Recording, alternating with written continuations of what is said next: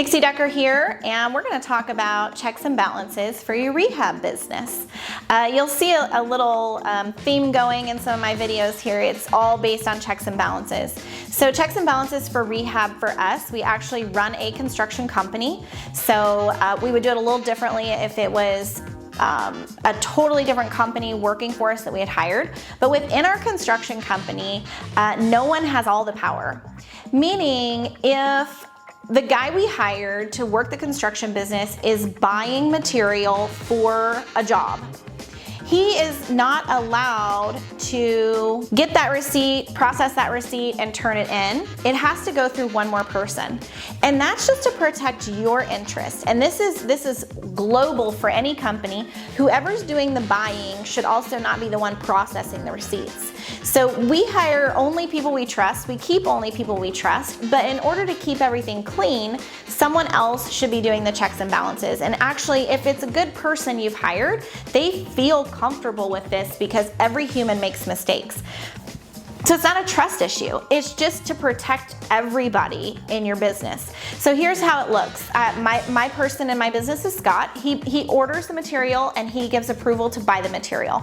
I don't have anyone else on my approval list to buy material on my accounts, just us and Scott. And then the receipts for that material goes to my assistant, and she's the one that looks over it and sends it to our virtual assistant that's in the Philippines, and she is the one that posts that to our data entry QuickBooks system.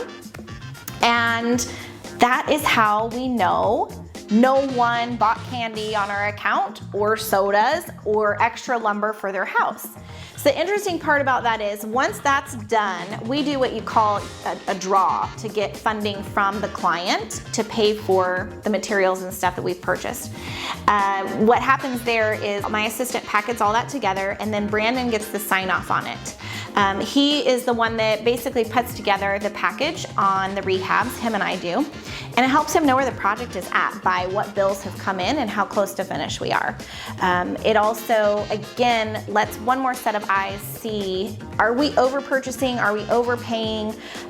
Did we buy too much material? Does it not fit for that project? That kind of thing.